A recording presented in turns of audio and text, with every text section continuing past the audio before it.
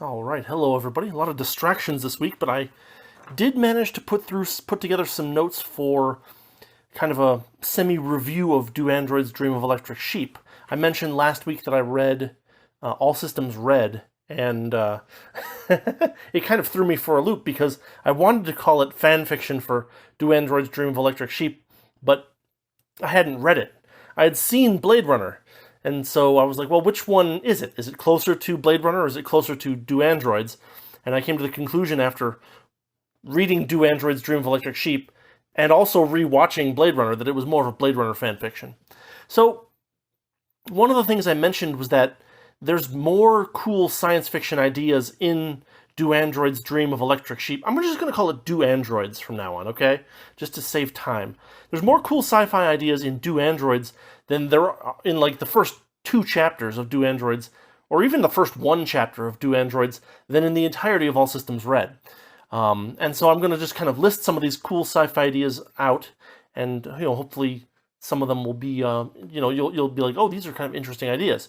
Now, I'm not going to say that these are all necessarily brand new ideas, but they are handled in a very unique way by Philip K. Dick in this story, and they are kind of uniquely positioned as a combination of things in this story, which I think is really, really interesting.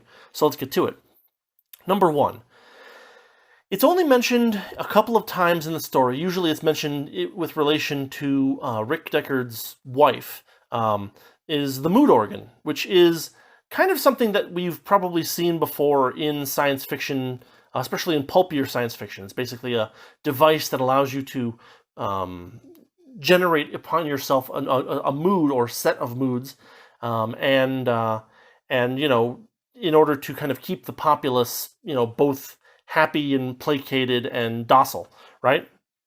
The thing about it that's kind of cool is how many different moods Philip K. Dick came up with for them to kind of play around with using the mood organ, right? Because there's not just a mood organ to make you want to dial something to make you want to watch TV. There's also something to make you want to dial something to make you want to watch TV. And so throughout the couple of times in the story that this element is mentioned, there's actually a lot of neat little details that come up and different ideas of moods that can be induced in you by this mood organ, and why it's and what it does for people you can kind of guess. Number two. Empathy, that is specifically the building of empathy as a method to deter war. Now, in the story, there's this Terminus World War, or World War Terminus, I believe is what it's called, that basically wiped out most of humanity. It created this, constant fallout. It basically ruined Earth. And for a while, they mention, it was actually legally required for people to take care of an animal or something in order to build their own empathy so that it'd be less likely for another world war to occur. That's kind of a neat idea, and it's also something that is kind of markedly absent from Blade Runner. I think that almost every place where empathy appears in Do Androids, where that scene also appears in Blade Runner, the word empathy is almost conspicuously removed in all those cases, and I'm not sure why. But the theme of empathy is a big deal in this story, and it doesn't really appear in the movie as such. They just call it the Voight-Kampff test as opposed to the Voight-Kampff empathy test, right? And they never really talk about the androids lacking empathy specifically. They talk about them lacking, a valuation of human life, but not necessarily empathy. And we'll get to a little bit more detail of that in a minute. Another cool point that, again, has been done before, you may have seen my review of 1957's On the Beach by Nevil Shute. This book came out in 1968, so it's definitely later, but the idea of permanent fallout is kind of an interesting idea as kind of like the apocalyptic end of the world, basically. It's not completely new or anything like that, right? There's that famous statement by Einstein, who died in 1955, that the Third World War. I don't know what the Third World War will be fought with, but the fourth one will be with sticks and stones, right? What Philip K. Dick does with the permanent fallout, though, is I think kind of interesting and a little bit unique. there's this government response basically that kind of encourages, if not mandates, certain things. The reason that off-world colonization is booming in the story is basically because the government is encouraging everybody who is fit to leave the planet Earth and go off onto another planet where this fallout doesn't exist.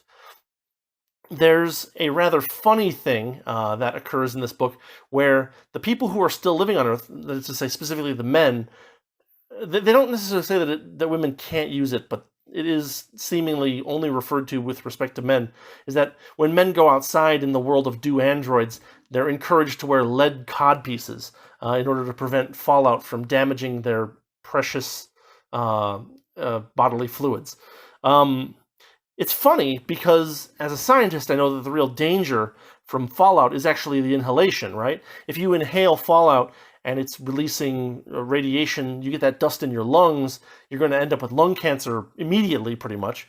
And and the amount of radiation that gets to the nether regions by way of fallout dust is relatively small by comparison, and would be better handled with just something to keep the stuff off of it, as opposed to something to like prevent radiation from hitting it. If you have that much of a gamma ray background, it's not going to matter whether you have a lead codpiece or not, because gamma rays go through the body pretty easily.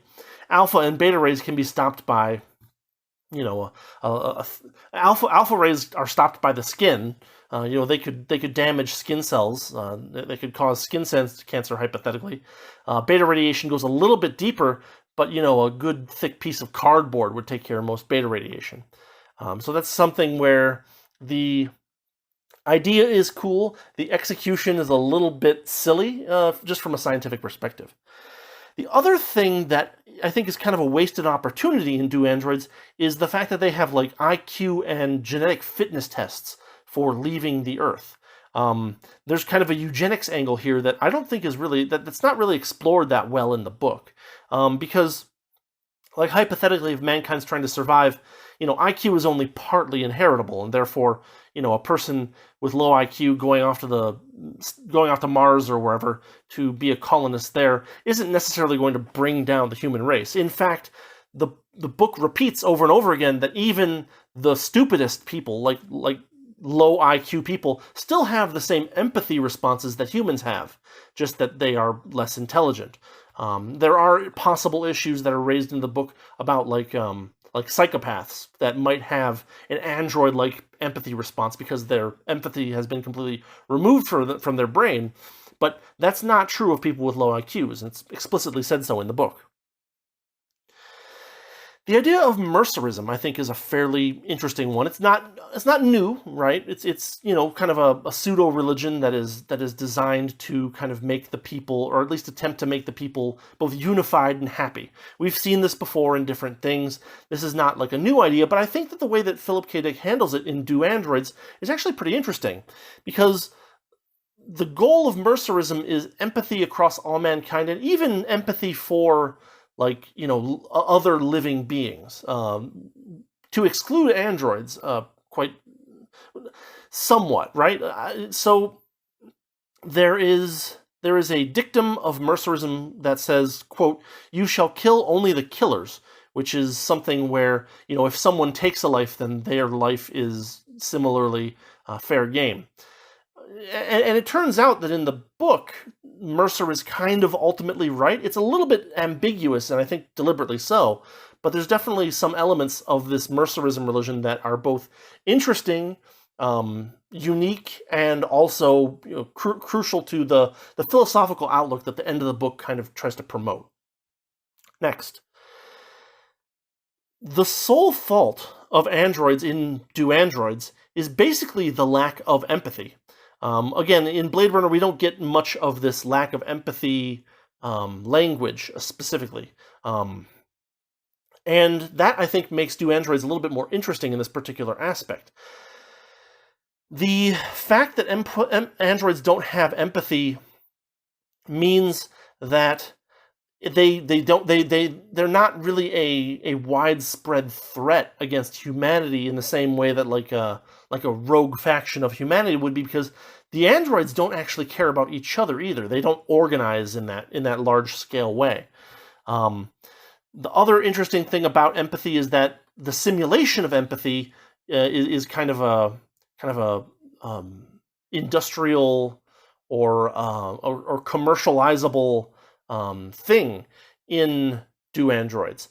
The ability to create creatures that look more and more like they have actual empathic responses, even simulated ones, is something that people want in their android servants off-world. And so therefore, the companies that build these androids are always looking for ways to make them seem more empathic. And you end up with this kind of arms race where different tests have to be taken over, have to be improved over time in order to, show that you can tell the difference between an android and a human. They talk about how there used to be intelligence tests, but they were put away in the 1970s because the androids became too intelligent to fail the intelligence tests. Now they have the Voight-Kampff test, but the Voight-Kampff test was modified by Kampff, I think 3 years ago, they say in the book, and before that it was the Voight test. And then they also have one that deals with like spinal ganglia and stuff like that, reaction times on things. And so the element of this arms race, of trying constantly of basically enforcers, the police or whomever, trying to differentiate between humans and androids, the desire of humans for more human-like androids, and then the ability of these companies to produce closer and closer human-like androids and kind of tinker with them in order to improve their simulation or emulation of empathic responses is a really interesting aspect of this story that I think is fairly unique to this book. Compared to Blade Runner, which kind of showed the overpopulated vision of the future, right? There definitely were empty areas, but when we see people walking around, there's tons of people everywhere in Blade Runner. By contrast, the cities in Do Androids are almost completely abandoned because everybody who can leave, pretty much, has left Earth. There are a few thousand people in the entirety of San Francisco, they say. But somehow most of the buildings survived through the World War terminus. And so people are there's basically so much excessive real estate that it's not even a scarce resource anymore for the most part. People need basically an apartment and they need a little roof space for their animal, and that's about it. That, I think, is very different from a lot of science fiction, especially science fiction in the era where everything is like overpopulation, overcrowding, over this, over that. And even Blade Runner is like that for the most part. Whenever we see public areas, they're always crawling with people unless they're in a situation where they're too dangerous to be crawling with people. There's a fun little idea in this book that I think is, it's not unique and it's not like a super amazing science fiction idea, but the idea of kipple in Do Androids is kind of fun because it's kind of like a resignation or a recognition of the second law of thermodynamics, but in kind of an extreme way, right? The idea behind kipple in this book is that you'll have these little pointless things that kind of exist in your space, and if you go to sleep and wake back up, they'll all multiply. And so you end up with a bunch of useless, pointless garbage filling up your space, where what you really should have are things that are meaningful and important to you, as opposed to just all this meaningless garbage. There's kind of like an anti-commercialism message there, but it's not really treated that way in the book, and I think that the way that it's handled is both unique and interesting in Do Androids. Another tiny little thing, there is a laser jammer. I was just rereading the book to kind of get a feel for if I had missed anything, and this was something I brought down, but there's basically a confrontation between Deckard and another character, and the other character is going to shoot Deckard with a laser gun.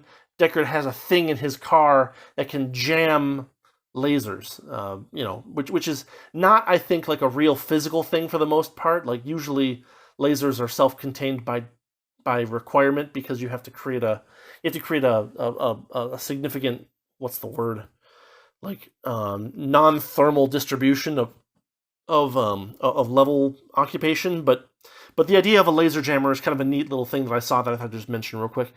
Then the final thing, and this is actually present in the movie too, although to a lesser degree, there's this thing about the vagus nerve and the fact that you can like switch from unconscious to conscious control of things, and that humans are good at this, but androids are pretty bad at it. Now, it's a little strange because if androids are really bad at it, then why don't you use that to test the difference between androids and humans?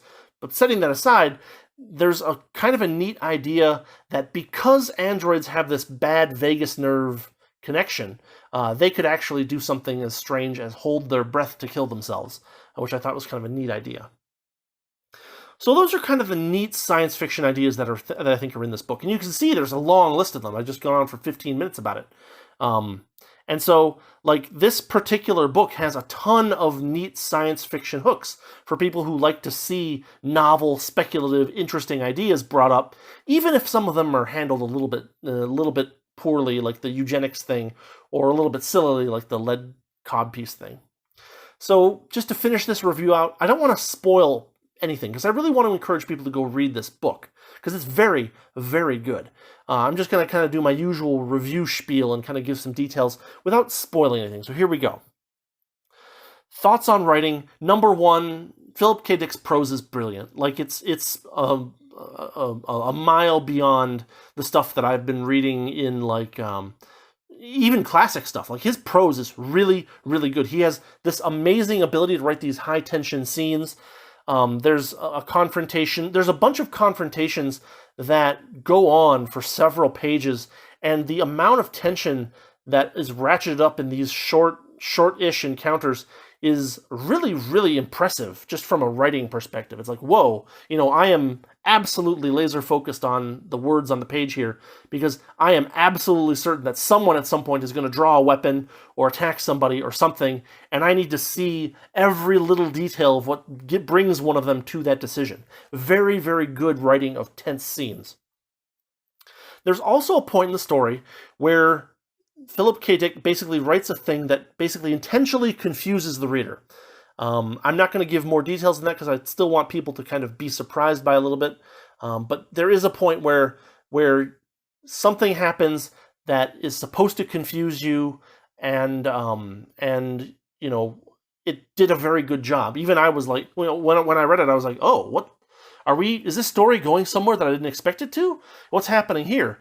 And it did go slightly differently from how I expected. It did go significantly differently from how I expected, and how I expected the rest of the story to go as well, and very different from the movie too.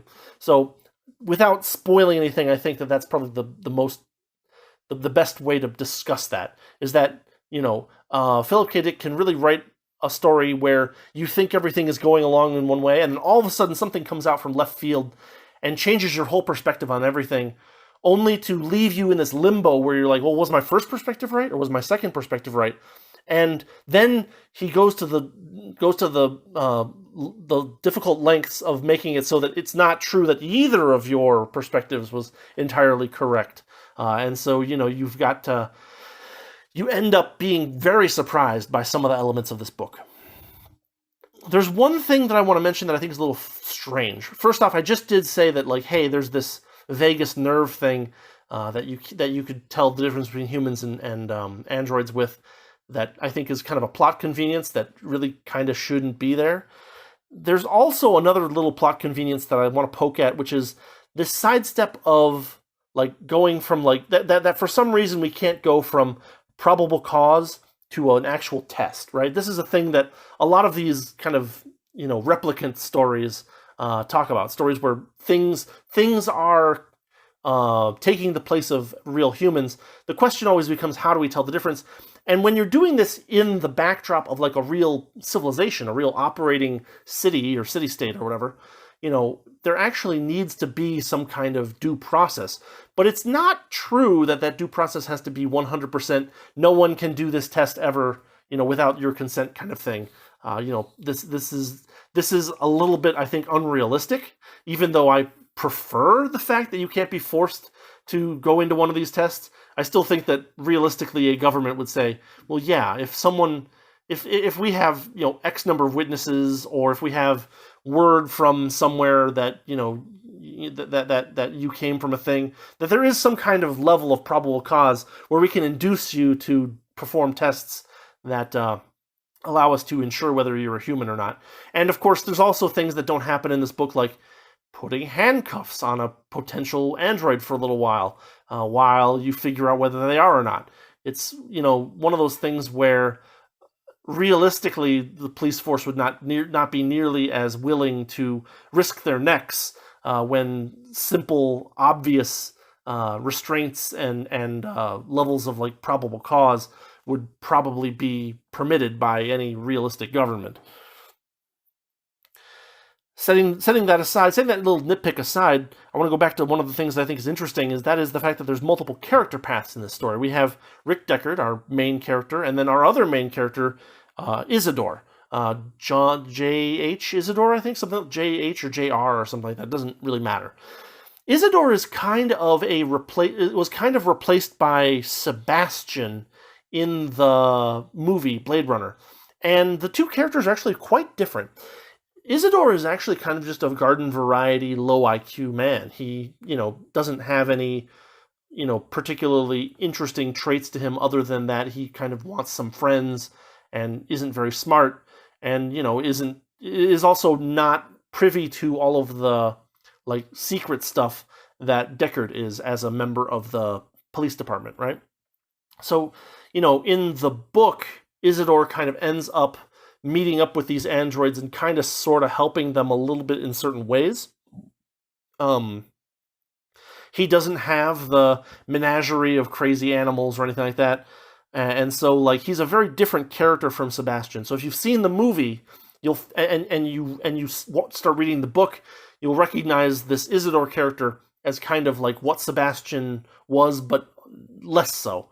Sebastian in the movie is a more interesting character because he actually does a lot of weird things, and he actually has some he has some hooks behind his character that I think are a little more interesting than Isidore, where Isidore is kind of more just like a hey, I want to help and be kind, and there's a little bit more to him than that, of course, but like I think he's not quite as interesting a character as Sebastian, and that might just be me speaking. There's another little bit of oddness here that I think is worth thinking about a little bit. In Blade Runner, if I remember correctly, the motivation for the androids to return to Earth is basically that they are basically hunted murderers and slaves on Mars, right? Generally speaking, they've killed someone in order to get back to Earth. And I guess this could be the same with the book, but it's very strange for the android motivation to be to reach Earth, that they feel like they're not valued on Mars, right? Clearly they're valued on Mars because they're bought and sold as a commodity, which is not necessarily the nicest thing to do to somebody who has human level intelligence. But at the same time, if they go to Earth, they are hunted as monsters and freaks, and they will never find safety or whatever. I guess hypothetically, Earth is large enough that maybe they'd find some place to hide out or something like that, but that isn't really suggested in the book at all. It's a little strange okay, so, I get it. They're slaves on Mars. They revolt. They kill their masters. Couldn't they go somewhere else on Mars? Couldn't they just go out into space? They seem to be like dead set on returning to Earth for reasons that I don't quite comprehend, and reasons that kind of don't make sense from their own perspective. We feel undervalued on Mars. Well, on Earth, we're seen as negative values. We're seen as things to be destroyed on sight, which doesn't make the reasoning doesn't mesh for me a little bit.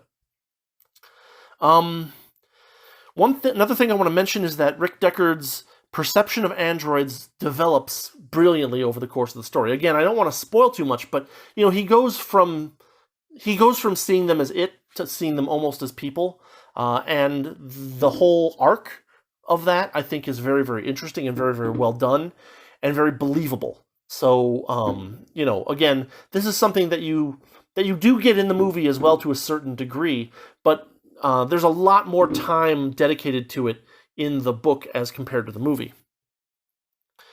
There's a cool line, or an interesting line, and the line is actually spoken by Mercer or someone representing himself as Mercer, near the end of the story.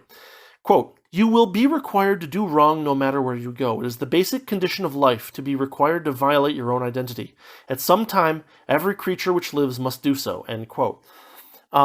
This is Mercer supposedly talking to Rick Deckard about Rick Deckard's attacks on androids that he's now increasingly beginning to empathize with.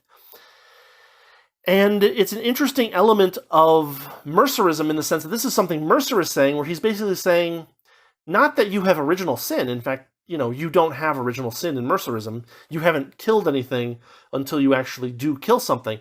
But he also recognizes that a different doctrine, which would be the inevitability of sin, as opposed to the originality of sin. I think that's a very interesting little point of the writing.